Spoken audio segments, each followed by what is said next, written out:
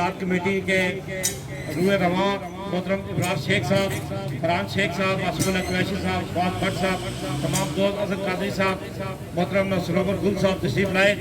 इन सब उजैर शेख साहब और दीगर जितने भी मेहमान यहाँ तशरीफ फरमा है, आपको थोड़ी सी मैं मरकज़ी सिंध मिलाद कमेटी का चौथा साल है जब से हम नदीम शेख साहब की क़यादत में हमने काम शुरू किया, तो कुछ लोग ये इतराज़ करते थे। बल्कि कल भी एक दोस्त का फ़ोन आया, मैंने उन्हें जुलूस की दावत दी, वो कहते जी मैं नहीं आऊँ क्योंकि वहाँ पे बहुत सारी खिलाफात होती हैं, लोग गाड़ियाँ मूछे लगा के फिरते हैं और जुलूस का मुकद्दस पमाल होता है। लेकिन मैंने उन्हें बताया कि जब से नदीम शेख साहब की क़यादत में मरकज़ी सिंध मिलाद कमेटी ने काम शुरू किया, ये चौथा साल है। सबसे पहले हमने बड़े ट्राले जो जुलूस में आते थे उसके ऊपर साउंड लगा होता था, वो उनको बंद करवाया। तो साउंड की आड़ में कवाली थी, कवाली के मुखालफ नहीं है, लेकिन कवाली की आड़ में कुछ जो है वो जाहिल किस्म के लोग, कम इलम लोग, वो धमाल की आड़ में डांस नाच गाना और शुरू हो जाता था, उसको बंद करवाया।